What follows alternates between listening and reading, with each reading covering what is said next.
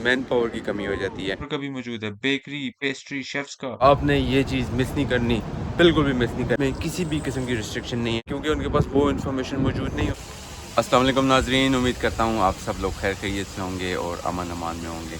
हमेशा की तरह आपकी खिदमत में एक दफ़ा फिर एक इन्फॉर्मेटिव वीडियो लेके आ रहा हूँ। जैसे कि आपने देख लिया होगा वीडियो के टाइटल में कि आज हम बात करने वाले हैं पुर्तगाल के जॉब सीकर वीज़ा के बारे में। जी, पाकिस्तान के लोग बेरोज़गारी से तंग आ चुके हैं।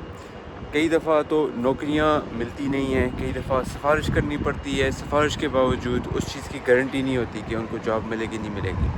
जॉब मिल भी जाए तो वो इतनी कम पे की होती है कि उससे सिर्फ बेसिक ज़रूरियात ही पूरी होती। जी, इसी सिलसिले में इसी टको-दो में बहुत से लोग खलीज जाने की कोशिश करते हैं। बहुत से लोग और रास्ते इख्तियार करते हैं। कोई यूरोप जाता है, कोई अमेरिका की जाने की कोशिश करता है, कोई कनाडा जाने की कोशिश करता है। और बहुत से लोगों के पास इंफॉर्मेशन नहीं होती। पाकिस्तानी ऐसे भी होते हैं जो बाहर जाना चाहते हैं, जिनके पास क्वालिफ़िकेशन भी होती है, जिनके पास एक्सपीरियंस भी होता है, लेकिन वो बाहर नहीं जा सकते क्योंकि उनके पास उस वीज़ा की इंफॉर्मेशन नहीं होती, उस मुल्क जाने की इंफॉर्मेशन नहीं होती कि वो कैसे जाएं। वो ये समझते हैं कि हम डिस्क्वालीफाई हो जाएंगे, लेकिन उनको गाइड करने वाला कोई नहीं होता। तो उस सूरत में हम ओवरसीज़ पाकिस्तानियों का हक़ बनता है कि अगर हमारे पास कोई इंफॉर्मेशन मौजूद है, अगर हम कोई इंफॉर्मेशन रखते हैं जिससे किसी का कोई भला हो जाए, तो हम उस इंफॉर्मेशन को उन लोगों तक पहुंचाएं ताकि वो भी इससे मुस्तफ़ीद हो सकें और अपने रोज़गार के असूल के लिए बाहर के मुल्क में जा सकें। मेरी पिछली वीडियो में कुछ लोगों ने कमेंट किया था, यार अब अपनी वीडियोस को थोड़ा मुख्तसर करें और जो है काफ़ी लंबी हो जाती हैं। तो उस सूरत में मैं ये बात कहना चाहूँगा कि सबसे पहले तो आपका शुक्रिया कि आपने मुझे फ़ीडबैक दी है, लेकिन उसके साथ साथ मैं ये भी कहना चाहूँगा, यार देखें, हर तरह की ऑडियंस है, हर तरह की व्यूअर्स हैं मेरे जो है ना यूट्यूब में।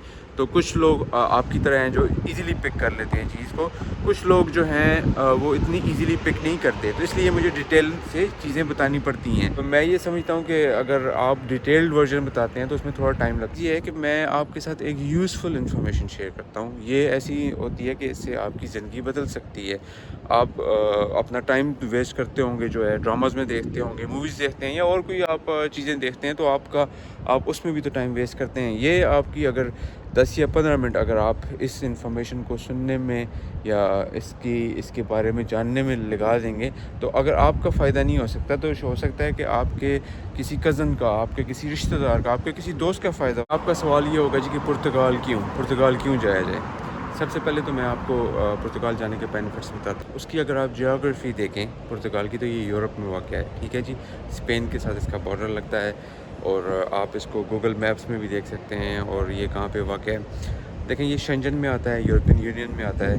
बहुत स्ट्रॉन्ग कंट्री है, बहुत ही पॉपुलर टूरिस्ट डेस्टिनेशन मुख्तलिफ ममालिक हैं, यानी कि फ़्रांस हो गया, यूके हो गया, जर्मनी हो गया। यहाँ के सिटीज़न जो हैं रिटायरमेंट के लिए पुर्तगाल में जाते हैं। इसकी वजह ये होती है कि वहाँ पे लिविंग एक्सपेंसेस कम है, रेंट्स कम है और क्वालिटी ऑफ लाइफ उसकी बहुत ज़्यादा अच्छी है।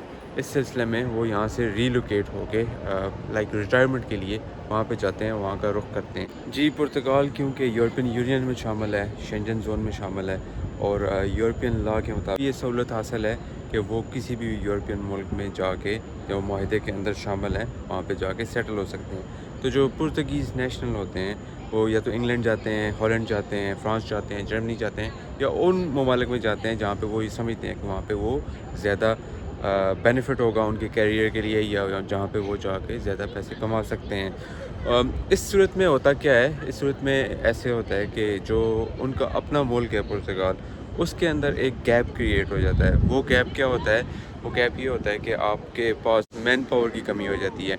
आपके पास इलेक्ट्रिशियंस, प्लम्बर, लेबर और इंजीनियर्स, डॉक्टर्स, आईटी वाले लोग, ये सारे आपके पास कम हो जाते हैं। तो इस सूरत में इसीलिए ये लोग एक इनिशिएटिव लेते हैं, कहते हैं कि जी हम एक जॉब सीकर वीज़ा निकालते हैं, जिससे हम ये कर सकेंगे कि फ़ॉरेन नेशनल्स को बुलाएंगे अपने मुल्क में, और जो गैप वो मौजूद था हमारे सिटीजन्स के जाने के बाद, वो गैप ये लोग फिल करेंगे। अभी तो इन्होंने ये रूल्स एंड रेगुलेशन निकाले हैं जॉब सीकर वीज़ा के बारे में, हो सकता है 6 महीने बाद, 7 महीने बाद चेंज कर दें।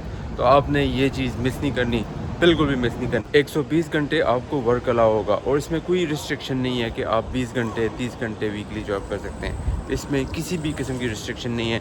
आप जब जो पहुँचेंगे वहाँ पे 120 दिन में जितना मर्ज़ी चाहे आप जॉब कर सकते हैं और किसी भी शोबे में कर सकते हैं। ये भी ज़रूरी नहीं है कि आपने अपनी शोबे में ही जॉब करनी है, आप किसी भी जगह कर सकते हैं। सिर्फ़ आपको एक ऐसा एम्प्लॉयर चाहिए होगा जो आपके काम को पसंद कर सके और उसके बाद आपको वो स्पॉन्सर कर। चलें जी, मज़ीद टाइम ज़ाया किए बगैर आपको लेके चलता हूँ अपने कंप्यूटर पे और वहाँ पे आपको स्टेप बाय स्टेप प्रोसेस बताता हूँ कि कैसे आपने अप्लाई करना है ये। जी welcome back to my channel और मैं आपसे गुजारिश ये करता हूँ कि before I start my video कि आप इसको सब्सक्राइब कर दें अगर आपने अभी तक सब्सक्राइब नहीं किया और वीडियोस को लाइक कर दें और बेल के आइकन को लाजमी प्रेस कर दें ताकि मैं जो नई वीडियो बनाऊंगा वो आपके पास टाइम पे आ जाए।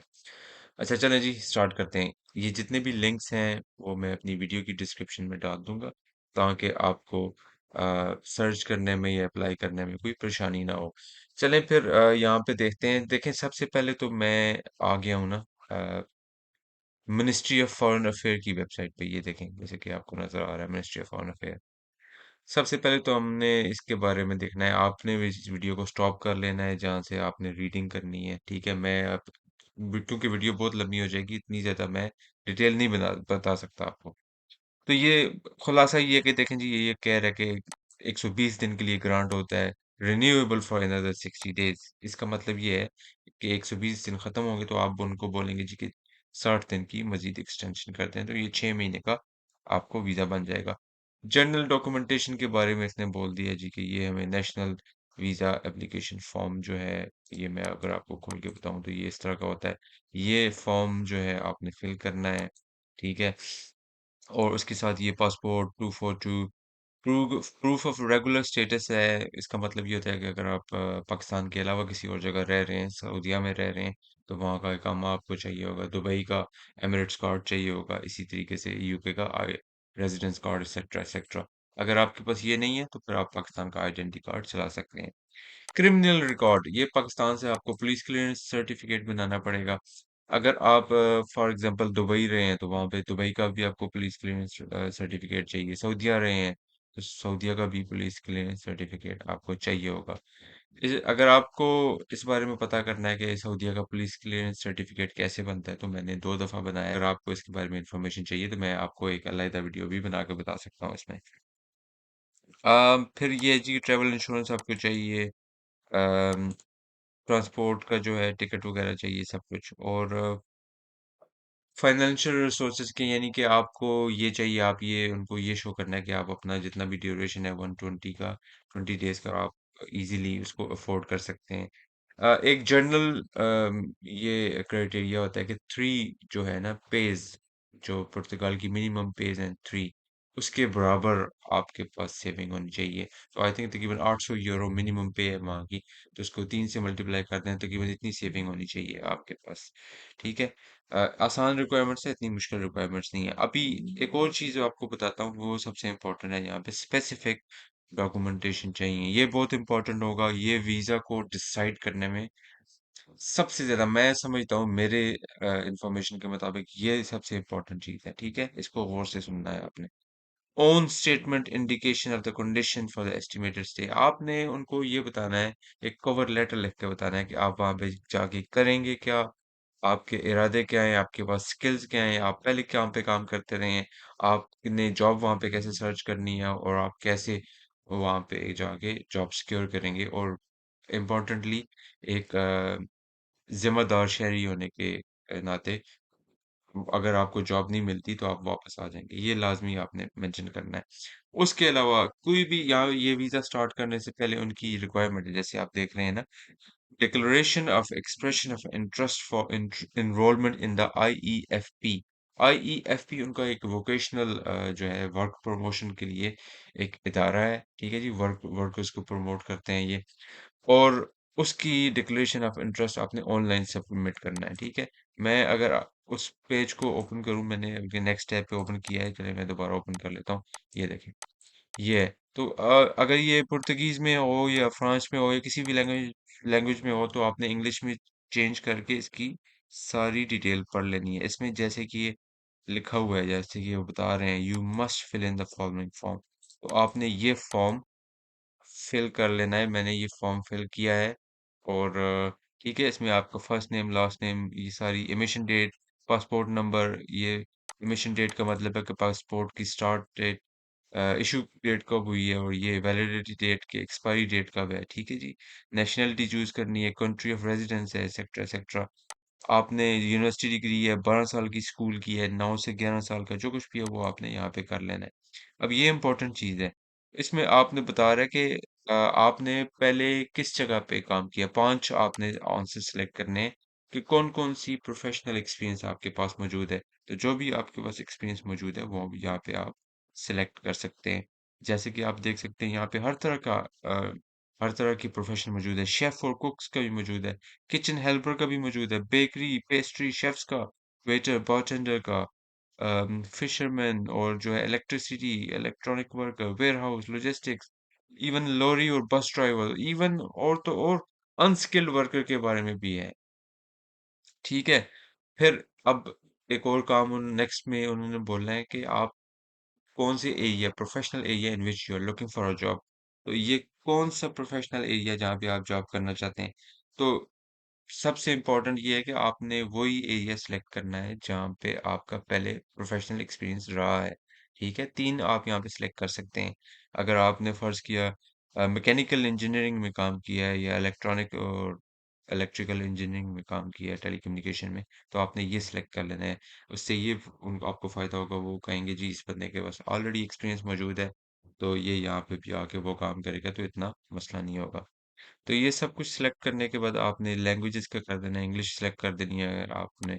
ये भी इससे पहले आप बता सकते हैं उनको कि आपका कितना एक्सपीरियंस है और लैंग्वेज के बाद अदर लैंग्वेज का ऑप्शन भी है, यहाँ पे आप अपना उर्दू भी लिख सकते हैं, पंजाबी लिख सकते हैं, पश्तो लिख सकते हैं और अरेबिक या कोई भी आपके पास अदर लैंग्वेज है, तो वो भी लिख सकते हैं। अगर आपको पुर्तगीज़, फ्रेंच और स्पेनिश आती है, तो ये एक एडिशनल एडवांटेज होगा, ठीक है?